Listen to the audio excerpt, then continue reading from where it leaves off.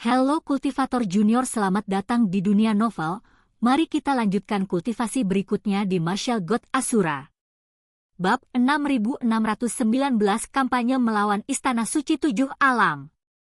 Dahulu kala, ketika ras-ras kuno lahir, mereka bergabung untuk mengepung sungai surgawi bela diri leluhur di bawah pengaruh pendeta Taois tua. Sebenarnya, tujuan pendeta Taois tua itu adalah untuk membuat kota utama legendaris dari alam bela diri leluhur muncul. Pada akhirnya, pendeta Taois tua berhidung sapi itu mencapai tujuannya. Kota utama alam bela diri leluhur telah muncul. Namun, pendeta Taois tua berhidung sapi itu gagal mewariskan keahliannya.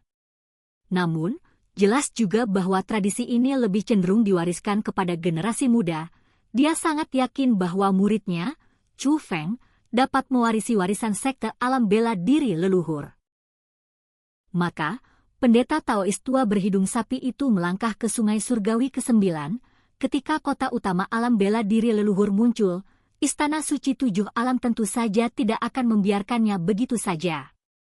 Jie Tianran kemudian memimpin pasukannya untuk memperebutkan warisan sekte alam bela diri leluhur. Dengan dalih melindungi sungai surgawi bela diri leluhur, mereka mengirim banyak ahli dari Istana Suci Tujuh Alam untuk ditempatkan di sungai surgawi bela diri leluhur.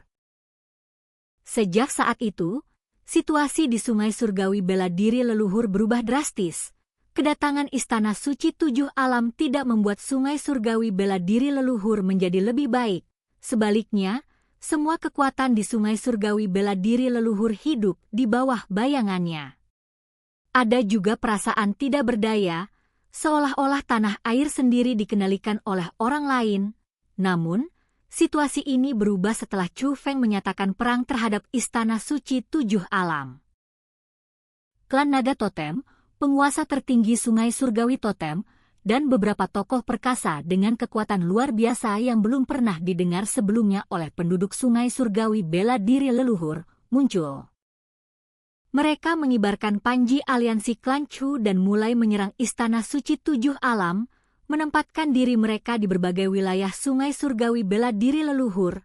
Selain itu, sebagian harta karun yang diperoleh dari wilayah yang ditaklukkan akan dibagikan kepada para ahli bela diri di dunia tempat wilayah tersebut berada. Mereka bahkan mulai secara terbuka merekrut orang untuk bergabung dengan aliansi klan Chu. Meskipun hanya ada sedikit orang di wilayah asal Sungai Surgawi bela diri leluhur yang memenuhi syarat untuk bergabung dengan aliansi klan Chu. Namun, berita itu menyebar dengan cepat. Akibatnya, tokoh-tokoh kuat lainnya dari Sungai Surgawi berbondong-bondong datang ke Sungai Surgawi bela diri leluhur. Tujuannya adalah untuk bergabung dengan aliansi klan Chu. Hal ini membuat Sungai Surgawi bela diri leluhur menjadi sangat hidup. Pada awalnya, penduduk Sungai Surgawi bela diri leluhur terisolasi dari informasi, dan reaksi pertama mereka terhadap aliansi klan Chu adalah bahwa itu adalah kekuatan yang luar biasa. Lagi pula, ia bahkan mampu mengalahkan Istana Suci Tujuh Alam yang legendaris. Namun setelah penyelidikan lebih lanjut, terungkap bahwa aliansi klan Chu sebenarnya dibentuk oleh Chu Feng. Mereka memang memiliki pemahaman yang terbatas tentang orang luar yang berpengaruh, tetapi Chu Feng dikenal oleh hampir semua orang di Sungai Surgawi bela diri leluhur. Chu Feng memiliki bakat luar biasa, menjadikannya legenda di Sungai Surgawi bela diri leluhur. Banyak perbuatan heroiknya masih menjadi topik pembicaraan paling populer di kalangan penduduk Sungai Surgawi bela diri leluhur. Generasi muda yang tak terhitung jumlahnya mengidolakan Chu Feng. Bahkan ada banyak kelompok yang memuja Chu Feng. Inilah pengaruh Chu Feng di Sungai Surgawi bela diri leluhur. Meskipun mengetahui kekuatan Chu Feng, mereka tidak pernah menyangka bahwa Chu Feng akan meninggalkan Sungai Surgawi bela diri leluhur hanya dalam beberapa tahun. Begitulah akhirnya sampai pada titik ini, di mata mereka, makhluk-makhluk itu adalah makhluk perkasa yang bisa menghancurkan dunia hanya dengan sekali gerakan pergelangan tangan, seperti dewa. Mereka semua adalah bawahan Chu Feng. Oleh karena itu, perbuatan baik aliansi klan Chu dikaitkan dengan Chu Feng. Hal ini menyebabkan reputasi Chu Feng kembali meningkat. Sejak saat itu, dimanapun aliansi klan Chu muncul, akan selalu ada orang-orang pemberani yang bergegas ke lokasi aliansi klan Chu tanpa mempedulikan apapun. Tentu saja, banyak orang yang ingin melihat gaya para praktisi seni bela diri papan atas tersebut, namun pada kenyataannya, kebanyakan orang ingin mencari kekayaan dan keberuntungan melalui risiko. Mereka ingin menunggu hingga aliansi klan Chu menaklukkan wilayah Istana Suci Tujuh Alam sebelum mereka dapat mengklaim beberapa keuntungan. Aliansi Chu tak terbendung. Sekarang, hampir seluruh wilayah Istana Suci Tujuh Alam di seluruh sungai surgawi bela diri leluhur telah dimusnahkan. Hanya satu wilayah yang tersisa, dan wilayah itu masih berjuang untuk bertahan hidup. Wilayah itu dijaga oleh dua tetua setingkat suci. Penghalang pertahanan yang melindungi wilayah itu membentang di langit dan bumi, sangat terang.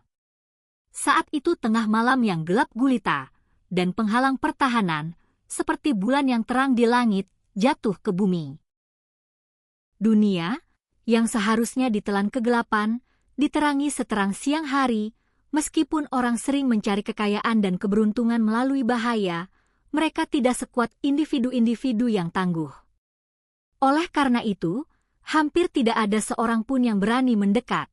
Sebaliknya, mereka semua bersembunyi di kejauhan dan mengamati dari jauh menggunakan harta karun itu. Namun, karena cahaya dari formasi tersebut, mereka masih bisa melihatnya meskipun bersembunyi di kejauhan. Bendera-bendera besar berkibar di langit dan di darat, itu adalah panji aliansi klan Chu. Namun, pasukan yang mengepung wilayah Istana Suci Tujuh Alam bukanlah klan Naga Totem. Sebaliknya, itu adalah klan Napas Naga, pemimpinnya adalah Long Mucheng. Klan Nafas Naga memiliki hubungan dengan King Xuantian, yang tidak hanya menyelamatkan klan Nafas Naga. Sebelum King Xuantian pergi, dia meninggalkan sesuatu untuk klan Napas Naga. Setelah rahasia itu terungkap, garis keturunan klan Nafas Naga akan mengalami transformasi. Oleh karena itu, klan Nafas Naga mati-matian mencari seseorang yang dapat mengungkap rahasia benda ini. Mereka akhirnya menemukan Chu Feng dan Long Xiao Xiao. Dengan upaya gabungan dari keduanya, masalah tersebut terpecahkan, dan klan Nafas Naga memulai kultivasi mereka. Klan Napas Naga kini mampu mengubah wujudnya berkat kekuatan tersebut. Banyak individu perkasa telah memasuki alam dewa surgawi, bahkan tingkat kultivasi Long Mucheng bahkan mencapai alam dewa surgawi tingkat kelima dalam sekali berkultivasi. Pada hari itu, ketika Chu Feng menyatakan perang terhadap Istana Suci Tujuh Alam, klan Naga Totem, bersama dengan 9 jalan totem, Xia Xingchen, dan tokoh-tokoh kuat lainnya, sebenarnya masih berada di dalam kota utama alam bela diri leluhur, di bawah perlindungannya. Ketika klan Naga Totem dan yang lainnya bersiap untuk bertarung bersama Chu Feng, mereka dihentikan oleh Si Kong Qiangsheng. Tepat saat itu, Long Mucheng memimpin klan Nafas Naga untuk tiba. Ketika Si Kong Qiangsheng melihat tingkat kultivasi Long Mucheng, dia tahu bahwa Chu Feng akhirnya menemukan sekutu sejati.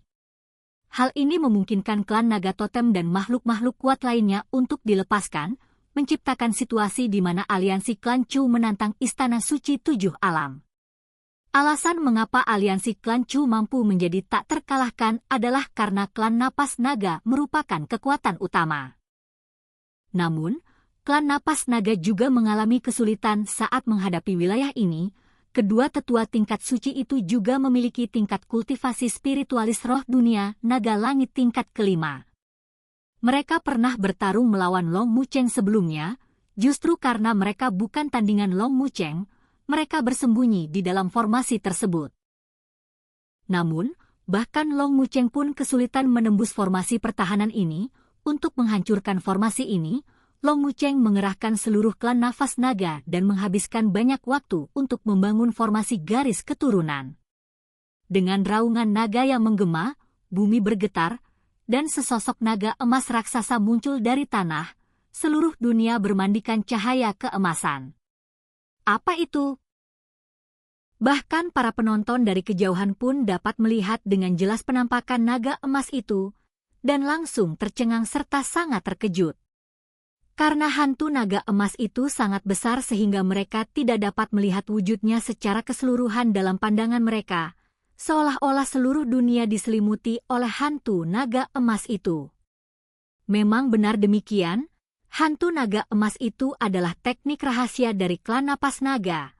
Saat ini, semua anggota klan Nafas Naga berada di dalam wujud naga emas itu. Long Mucheng berdiri di kepala naga itu. Dari posisinya yang strategis, dia menatap barisan pertahanan yang sudah lama tidak bisa dia tembus. Senyum puas muncul di bibirnya. Tetua tingkat suci yang terkenal dari Istana Suci Tujuh Alam, jika dia tidak bisa mengalahkannya, dia hanya akan gemetar ketakutan.